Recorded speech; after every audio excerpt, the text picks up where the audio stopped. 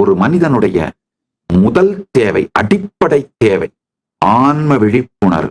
தன் உடலை பற்றியும் மனதை பற்றியும் உயிரை பற்றியும் வாழ்க்கையை பற்றியும் தெளிந்த தெளிவுக்கு வருதல். அது ஓனர்ஸ் மேனுவல் மாதிரிங்க. ஓனர்ஸ் மேனுவலை படிக்காம கார்ல ஏறி உட்காந்து ஓட்ட ஆரம்பிச்சீங்கன்னா என்ன ஆகும்? பிரேக்குக்கு பதிலாக ஆக்சிலேட்டர் பெடலை பிரஸ் பண்ணீங்கன்னா என்ன ஆகும்?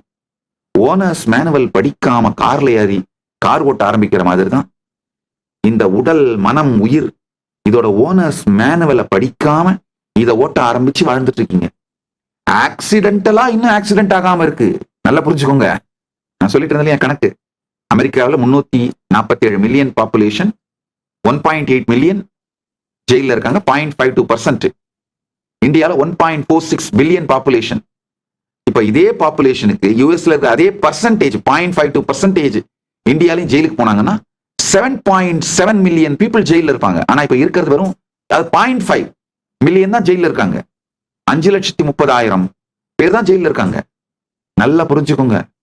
சமூகத்தோட நம்ம Hindu civilisation social spiritual capital, இந்த கல்ச்சுரல் கேபிட்டல், இதையெல்லாம் வெகு வேகமா சீரழிச்சிட்டு இருக்கோம். இப்ப அந்த கேபிட்டல்ல தான் வாழ்ந்துட்டு இருக்கிறோம். இப்போதைக்கு நமக்கு எல்லா நல்லதும் இந்த சனாதன இந்து சிவிலைசேஷன் கொடுத்த நல்லது. ஆனா வேக வேகமா அதை சிதைச்சிட்டு இருக்கிறதுனால அடுத்த தலைமுறைகளுக்கு அது இல்லாமல் இந்த வெஸ்டர்ன் சிவிலைசேஷன் காட்டுற jail centric legal ecosystem life ஸ்டைலை நோக்கி வேக வேகமா ஓடிட்டு இருக்கீங்க. விழித்துக் கொள்ளுங்கள். இன்னொன்னு நல்லா புரிஞ்சுக்கோங்க. நான் முதல்லயே சொன்னேன், ஜென்சி புரட்சி எல்லாம் வேலைக்காகாது. ஜென்சி புரட்சி எல்லாமே பாத்தீங்கன்னா இருக்கிறதையும் சீரழிச்சு விட்டுரும். தேரை இழுத்து தெருவில் விட்டு ஓடி போயிடுவானுங்க. அந்த புரட்சியை யார் தூண்டி விடுறாங்களோ அவங்களுக்கு சகாயமா தேவையானது வேணா பண்ணிக்க முடியுமே தவிர ஜென்சி புரட்சி தீர்வு அல்ல. தனி மனித எழுச்சியே தீர்வு. பாருங்க, 2024, 25 இந்த 2 வருஷத்துல 24 மாசத்துல 25 ஜென்சி புரட்சி நடந்திருக்கு. 25 நாடு நாசமா போச்சு. ஒன்னும் உருப்படல. ஒரே தீர்வு என்னன்னா தனி மனிதன் விழித்துக் கொள்வது. தனி மனிதனின் ஆன்மீக விழிப்பு தான் இந்த பிரச்சனைக்கு தீர்வு. சனாதன இந்து தர்மத்திலைங்க தனி மனித விழிப்படைந்தவர்களால் மட்டும்தான் இன்னமும் சனாதன இந்து தர்மம் உயிரோடு இருக்கே தவிர the living stream is still maintained by those individuals who got enlightened. ஞானமடைந்த, பரமுக்தி அடைந்த, ஜீவன் முக்தி அடைந்த, ஆன்மீக விழிப்படைந்த தனி மனிதர்கள் தான் இன்னமும் இந்த சனாதன ஹிந்து ஈகோ சிஸ்டத்தை உயிரோட வச்சிருக்காங்களே தவிர, அதனால தனி மனித விழிப்பு தான் இந்த 2026 குறிக்கோளாக இருக்க வேண்டும். 2026 முதல் குறிக்கோள் உங்க எல்லாருக்குமே உங்கள் உடலை பற்றி, உங்கள் மனதை பற்றி, உங்கள் உயிரை பற்றி நீங்கள் வைத்திருக்கும் கருத்துக்கள் சரியானதாகவும் முழுமையானதாகவும் மாற வேண்டும். வேற ஒண்ணுமே தேவையில்லை. உங்களுடைய உடல், மனம் இவைகளை பற்றிய கருத்துக்கள் தெளிவாகுமானால் ஆட்டோமேட்டிக்கா உங்க உணவு, உடை, வாழ்க்கை பழக்கம் எல்லாமே அலைன் ஆயிடும். இந்த கான்சியஸ் லிவிங்க்கு அலைன் ஆயிடும். என்லைட்டன் லிவிங்க்கு அலைன் ஆயிடும். ஜீவன் முக்த வாழ்க்கைக்கு அலைன் ஆயிடும். அடிப்படையாக செய்ய வேண்டிய இந்த தனி மனித விழிப்புனா என்னன்னு, தனி மனித ஆன்மீக விழிப்பு. முண்டகோபனிஷத்துல ஒரு அருமையான கதை. இந்த கதையை புரிஞ்சுக்கோங்க. 2 பறவைகள் மிக நெருங்கிய நண்பர்கள், ஒரே மரத்துல இருக்கு. அதுல ஒரு பறவை மரத்து மேல உச்சியில இருக்கு, அமைதியா உட்கார்ந்துருக்கு. தங்க ஒளியோடு தக தக தக தக தகன்னு அவ்வளவு இனிமையா அமைதியா உட்கார்ந்துருக்கு. இன்னொரு பறவை, கொஞ்சம் சின்ன பறவை, கீழே ஒரு கிளைக்கும் இன்னொரு கிளைக்கும் தாவி தாவி ஓடிட்டு இருக்கு. திடீர்னு ஒரு கிளையில தாவி பழத்தை சாப்பிடுது. அது ரொம்ப டேஸ்டா இருக்கு அப்படின்னு இனிமையான பழம்னு நல்லா ருசிச்சுட்டே இன்னொரு கிளைக்கு தாவி இன்னொரு பழத்தை சாப்பிடுது. அது ஆனா கசப்பான பழமா இருக்கு. உடனே துப்பிட்டு வேன்னு கஷ்டப்பட்டு நொந்துட்டு மரத்தையும் வாழ்க்கையையும் சுத்தி இருக்கவங்களையும் எல்லாரையும் திட்டிட்டு, ஆனா சும்மா இருக்க முடியல. ஏன்னா ஏற்கனவே ஒரு ருசியான பழத்தை சாப்பிட்டதுனால ஒருவேளை இந்த பழம் ருசியா இருக்குமோ அப்படின்னு இன்னொரு பழத்தை ஜம்ப் பண்ணி சாப்பிடுது. இன்னொரு கிளைக்கு ஜம்ப் பண்ணி அந்த இன்னொரு பழத்தை சாப்பிடுது. ஒரு தொடர்ந்து ஒரு 10-15 பழங்கள் ரொம்ப கசப்பாகவும் உண்ணவே முடியாததாகவும் கொடுமையான உணர்வை அளிக்கக்கூடியதாகவும் இருக்கு. ஆனா திடீர்னு ஒரு பழம் கொஞ்சம் சுவையோட இருக்கு.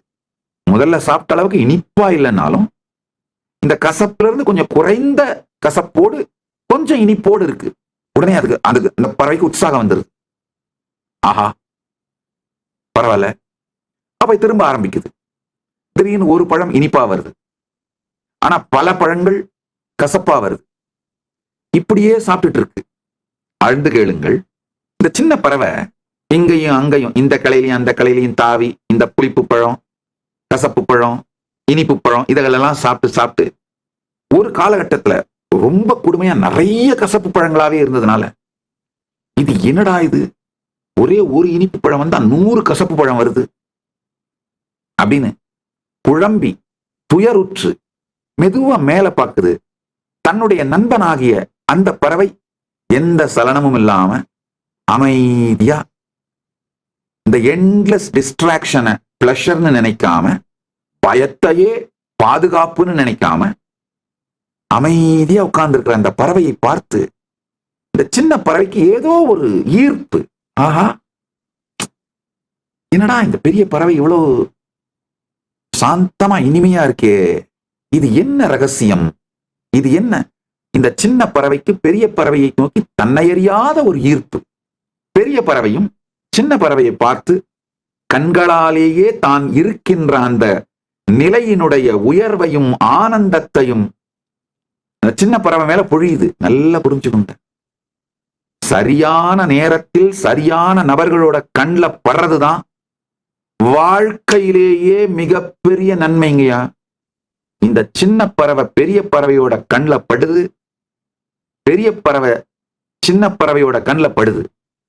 இதுல ஒரு முக்கியமானது, சில நேரம் இந்த சின்ன பறவை பெரிய பறவையை பார்க்காம இந்த மரங்கள்ல கிளைகள்ல தாவி எதையாவது கொத்தி தின்னுட்டு விளையாடிட்டு இருந்தாலும், பெரிய பறவை தன்னுடைய சக்தியினால், சங்கல்ப சக்தியினாலேயே அது அந்த சின்ன பறவையை பார்க்கறதுனால சின்ன பறவையை தன்னை நோக்கி பார்க்க வைக்கின்றது. நல்லா புரிஞ்சுக்கோங்க. பெரிய பறவை சின்ன பறவையை பார்த்து சின்ன பறவையை தன்னை நோக்கி பார்க்க வைக்கின்றது. அப்பதான் அந்த சின்ன பறவை இந்த குழப்பம் துக்கம் இதெல்லாம் மூழ்கிட்டு இருக்கிறதுல இருந்து விடுபட்டு கொஞ்சம் நிமிர்ந்து என்னதான் நடக்குது, அந்த பறவை இப்படி இருக்கே, நாம ஏன் இப்படி இருக்கோம், நமக்கு ஏன் இவ்வளவு கஷ்டம், நமக்கு ஏன் இவ்வளவு துக்கம், இதுல இருந்து எப்படித்தான் வெளியில வர்றது அப்படின்னு யோசிக்க துவங்குகிறது. ஆழ்ந்து புரிந்து கொள்ளும். என்னுடைய வாழ்க்கையில் இருக்கின்ற அத்துணை நன்மையும் நான் ஒரே ஒரு காரணம் தான் சொல்லுவேன். சரியான நேரத்தில் சரியான நபர்களின் கண் என் மீது பட்டது, என்னுடைய கண் அவர்கள் மீது படுமாறு அவர்கள் செய்தார்கள். அதுதான், வேற எதுவும் கிடையாதுங்க. மொத்தமா நித்யானந்தரோட வாழ்க்கை மொத்தத்தையும் ஒரு லைன்ல சொல்லிடுறாங்க. சரியான நபர்கள் சரியான காலகட்டத்தில் அவர்கள் கண் என் மீது விழுந்தது, என் கண் அவர்கள் மீது விழும் வகையிலே அவர்கள் செய்தார்கள். அவ்வளவுதாங்க. என் வாழ்க்கையில் இருக்கிற ஞானம், அனுபவம், அனுபூதி, நன்மை, நான் உலகத்துக்கு செஞ்சிருக்கிற ஏதாவது நன்மை இருந்தால், என் வாழ்க்கையில நல்லதுன்னு நீங்க எதையாவது நினைச்சீங்கன்னா அதுக்கு ஒரே காரணம் இதுதான். பாத்துக்கோங்க. சரியான நேரத்துல சரியான நபர்கள் அவர்கள் கண் பார்வை என் மீது விழுந்தது, அதனால் என் பார்வை அவர்கள் மீது விழுமாறு தூண்டினார்கள், செய்தார்கள். அவ்வளவுதாங்க. மீதி எல்லாம் தானா நடந்துருச்சுங்க. ஒரு ஞான குரு நம்மை பார்ப்பது, அவர் கண் பார்வை நம்ம மேல விழறது சாதாரண வேலை இல்லைங்க. அங்க எல்லாமே முடிஞ்சிருதுங்க. அது விழுந்து விட்டால் அவர் என்ன பண்ணணுமோ பண்ணுவார். கரெக்டா உங்கள் பார்வை அவர் மீது விழ வைத்தே தீருவார். அவர் பார்வை உங்கள் மீது விழுந்து, உங்கள் பார்வை அவர் மீது விழுந்து விட்டால் முடிந்தது வாழ்க்கை. துக்கம், துயரம் இதெல்லாம் பட்டு, கஷ்டப்பட்டு, துக்கப்பட்டு, துயரப்பட்டு இது எல்லாம் பட்டு கொண்டிருக்கும் வாழ்க்கை முடிந்தது. அதுக்கு மேல சர்வ சுதந்திர சர்வ ஆனந்த ஜீவன் முக்த வாழ்க்கை தான். மீண்டும் ஒருமுறை கதவை திற, காற்று வரட்டும். பகவான் ஸ்ரீ நித்யானந்த பரமசிவம் அருளும் சிறப்பு நீரலை சத்சங்கம்.